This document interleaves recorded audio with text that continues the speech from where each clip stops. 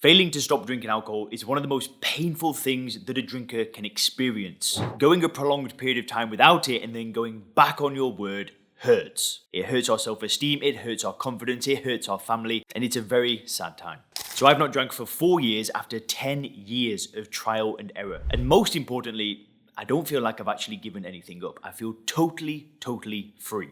I feel free from alcohol. I have no desire to drink whatsoever, but it didn't used to be like that. So today I'm going to break down the 4 reasons why I used to struggle to stop drinking. I have stopped and started 100 plus times. So let's get into it. Now, number 1, the most important thing was my level of commitment. See, most of the time when I tried to stop drinking alcohol, I was trying to stop drinking alcohol. And what I mean by this is that I wasn't necessarily committed to being a non-drinker. I was always having an attempt to stop drinking. So I might say to myself, right, I'm going to go 30 days. I'm going to try my hardest to not drink alcohol for 30 days. It was like this sheer willpower because, in life, I know that I've got a lot of willpower. I can do things that require tremendous amounts of willpower, like building this channel, making these videos, building SoberClear, helping people stop drinking themselves. These are things that took a lot of willpower. So I always thought that, I could use this willpower to not drink alcohol. But what happened is because I saw alcohol as a good thing, that I was resisting, the longer that I went without drinking, the higher that I put it as a pedestal in my mind. So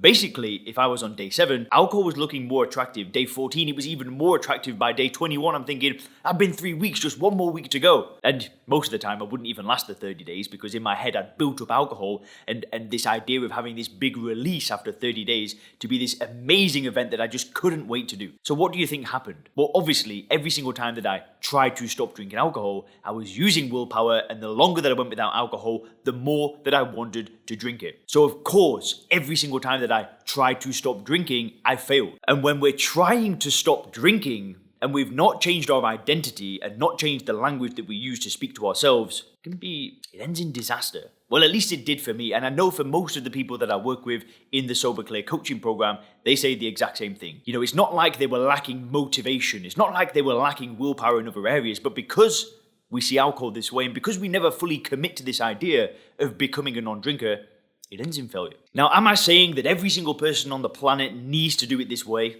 No, of course I'm not. But I knew that every single time I tried to stop drinking, it ended up in failure. So I had to find a different way. I couldn't keep doing it this way. Even when I went to AA meetings, right, it was still trying to not drink. Now, these days, I don't even try.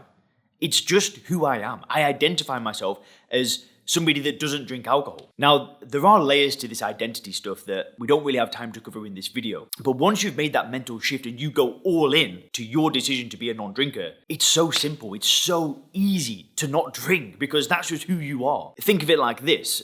Somebody that has a child doesn't struggle to be a father or a mother. That's just who they are, right? For them to turn around and say, I'm not a father or a mother anymore would be ludicrous because their identity is so strong in that. So why can't we do that with alcohol? Why can't we make our identity so strong that committing to be a non-drinker is the easiest thing ever? Because it is, and it can be for you as well. That I promise you, it can be a simple and enjoyable process and a path that you can walk for the rest of your life. And I'll unpack that more in the next 3 points because I want to get deeper for you. I want you to get to this place where I'm at right now. I want you to get to the place where my clients get to in the SoberClear program, where they feel the same way. And I know that for thousands of you that watch this channel, you're there. I know not everybody's there right now, right? Some of you are going to watch the videos and it's going to click. You're just going to be like, right, I'm fully ready to commit. I know that's it. For others of you that watch this video, you might end up joining my program, working with me directly in the coaching program. I typically work with business owners and professionals and help them go through a reframing process, make the commitment, commit to a better future and all of that stuff. If you want more details on that, head over to soberclear.com or click the link in the description and you can actually book a call with me and we can see if working together could be a good match. But let's go to the next point. Now, the second point is perception, right? My perception of alcohol was always wrong during every single attempt to not drink. Like I was saying before, when I went 30 days without alcohol, whatever, and I was doing one of these challenges or trying to stop for a prolonged period of time, I saw alcohol as a good thing. So I would build it up in my mind until it was just this crazy release of like, oh yes, I can finally drink now. And this was all because of the way that I viewed alcohol. I always saw alcohol as something that was going to add value into my life. It was going to bring tremendous amounts of joy, happiness, good times, and fun. I didn't see alcohol as a dangerous drug that was destroying my liver, my brain, and my health. Although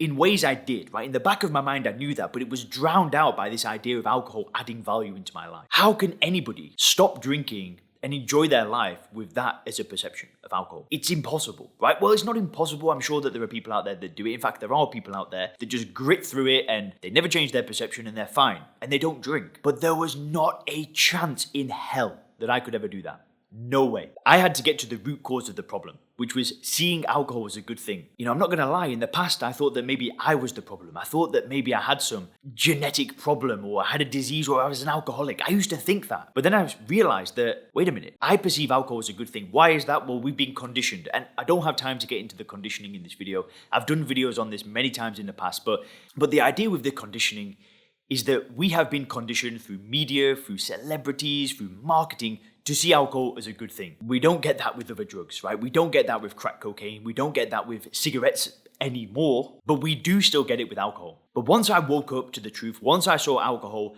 as a poison, as something that is doing nothing for me whatsoever, it was like a breath of fresh air. It was like this new perspective on life and alcohol. And that was liberating. Which leads me to the third thing that made me fail in the past. And it was looking at a normal drinker and wanting to be like them. How many times have you done that? How many times have you had a nice, a charismatic friend that drinks alcohol and they've got their life together and you've looked at them and thought, damn, I wish I could be like them. Because I have done that before and that has caused me to relapse numerous times. That 10 years of trial and error when I was trying to stop drinking, I think it was a couple of points in my life where that was what happened. I was with somebody that I admired, that I liked, that, I was really good friends with, and they drank and I was thinking, maybe I should drink as well. And here's the thing, right? Here's where it gets a bit sinister. Think of the millions of people that look up to celebrities. People like The Rock, Conor McGregor. I'm not sure about other people, right? But the celebrities that people look up to. And hundreds of celebrities have their own alcohol brands or they promote alcohol in some way. I even think 50 Cent promotes some vodka.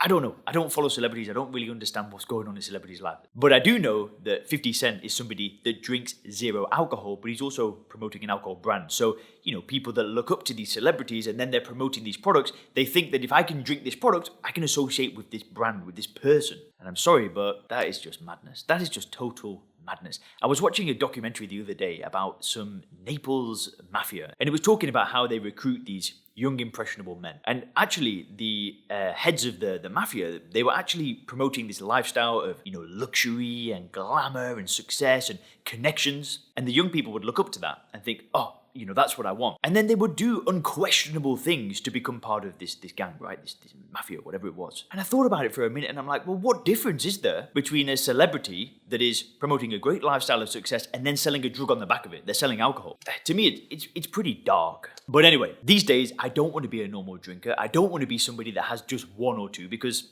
there's no such thing as one or two, right? But this idea of wanting to be a normal drinker crushed me so many times. But these days I have zero desire to become a normal drinker because there's nothing normal about consuming a drug just to have a good time, just to let your hair down. That ain't normal behavior. Which leads me to the fourth thing. And the fourth reason why I failed to stop drinking alcohol is because every single time that I stopped drinking, I was never excited for what came next. I was always dreading life as a non-drinker. I was never looking to this vision, this future, this ideal. But what was a massive, massive shift for me was 4 years ago when I made the all-in commitment to become a non-drinker is I really just committed to changing my life in every single way. I ended up moving to Asia, I ended up getting into another relationship, changing my health, starting a new business, just doing all the things that I wanted to do whilst I was drinking, but never did because I would always kind of sleep on ideas and put them off till tomorrow and never really be the person that I knew that God wanted me to be. I would always put it off and put it off and put it off. And when I made that decision to become a non-drinker, I really did tons of goal setting and writing this Wikipedia page of what it would look like when I'm passed away and got excited for the future because